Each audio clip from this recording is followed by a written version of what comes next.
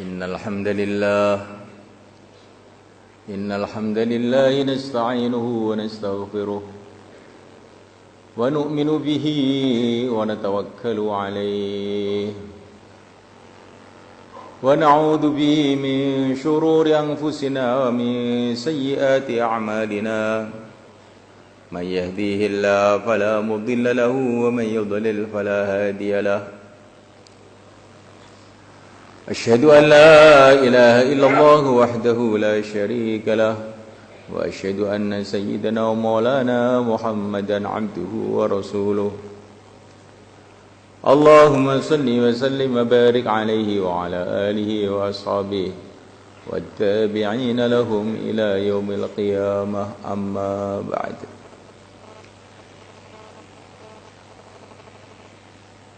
Santri-santri semua,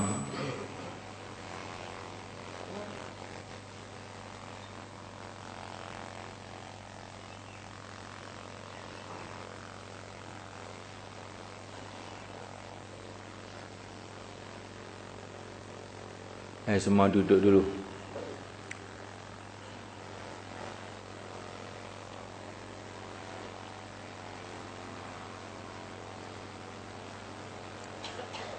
Kita jaga adab-adab di dalam majelis.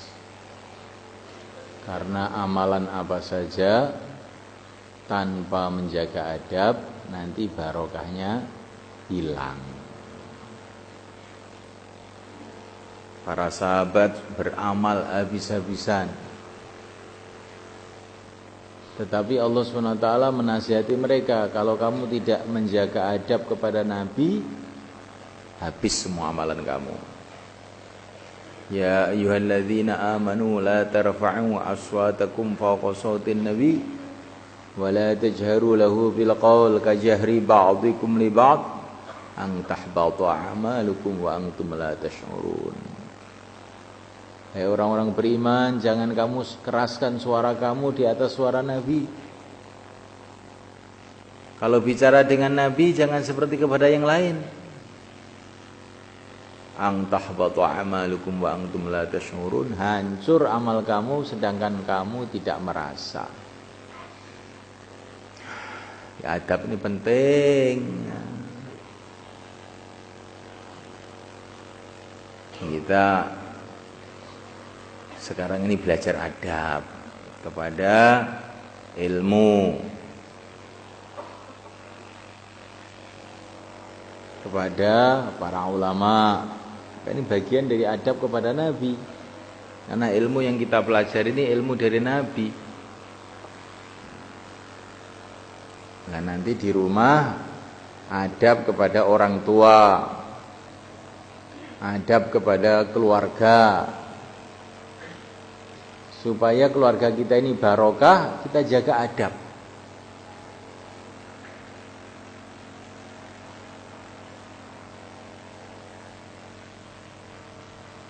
Jangan sampai kita berbuat sesuatu yang tidak memuliakan kepada orang tua kita.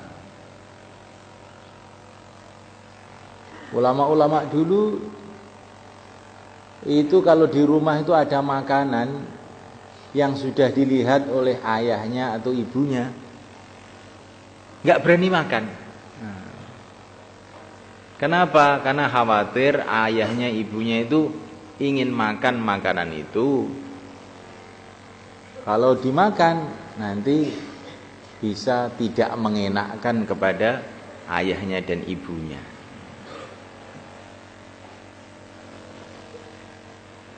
Kalau kita punya adab kepada orang tua, nanti insya Allah rumah kita ini kan barokah.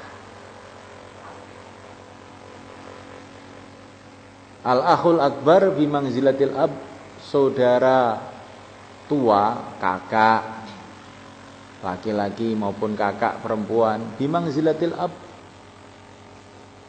kedudukannya seperti ayah.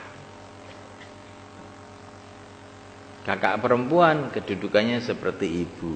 Maka kita harus jaga adab kepada mereka supaya keluarga kita ini barokah. Insyaallah.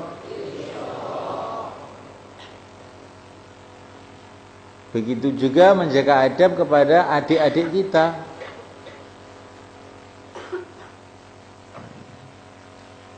Kita sayangi adik-adik kita, kita jaga adab kepada mereka supaya kita mendapatkan barokahnya. Barokah itu apa tuh? Kebaikan-kebaikan yang tidak kita kira-kira. Adab ini penting. Nanti kalau kita naik bis, naik kendaraan, adab naik kendaraan, doa-doanya. Ini penting supaya kita ada barokahnya naik kendaraan itu.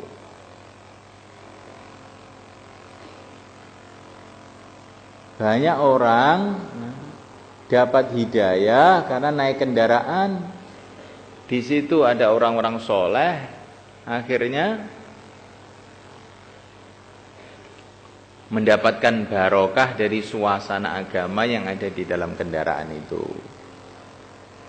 Beberapa tahun yang lalu ada orang dakwah ini naik bis dari Solo menuju Yogyakarta. Di dalam bis itu dia berkenalan dengan satu dosen UGM. Ngomong-ngomong saja. Begitu turun dari bis itu dosen itu langsung keluar 4 bulan. Kamu pikir begitu? Maka adab-adab dalam kendaraan kita jaga, doa-doanya. Kita bicara agama, jangan lalai. Ini naik pesawat, baca koran, baca majalah yang ada di pesawat. Itu tidak baik, membuat kita lalai. Nanti kalau pesawatnya jatuh, kamu kemana coba?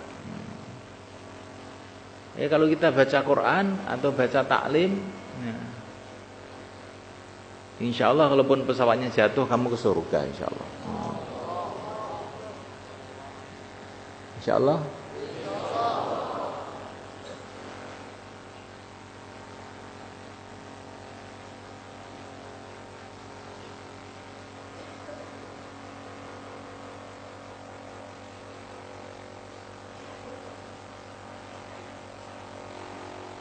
Doa-doa kendaraan itu dihafalkan betul, ya, dan dibaca.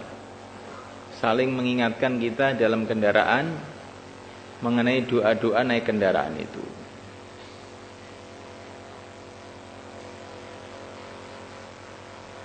Subhanalladzi sakhkhara lana hadza wa ma kunna lahu muqrinin wa inna ila rabbina lamunqalibun. Ayatnya bagaimana? Bismillahirrahmanirrahim mursaha. Terus inna rabbi laghafurur rahim. Itu kata kiai saya, Kiai Muhajir rahimahullah. Kalau orang kok naik kendaraan baca bismillahirrahmanirrahim mursaha, nanti mengguling perasaannya kayak di air aja. Dan itu ada santri beberapa tahun yang lalu itu mau pertemuan wali murid itu bawa makanan dari Surabaya sana. Tapi dia baca ini Bismillahirrahmanirrahim. Kira-kira di pertengahan jalan mobilnya guling. Tapi perasaannya santri itu seperti gulingnya itu di air aja. Jadi tenang-tenang aja walaupun semua itu kena gule semua. Karena bawa gule itu satu periuk gitu. Tapi nggak ada yang luka sama sekali. Semoga kamu selamat semua.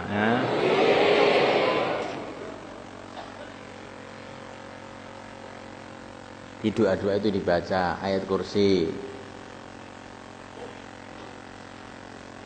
dibaca, ya. Pokoknya dalam perjalanan itu banyak doa. Dan kalau bicara agama. Di mana saja.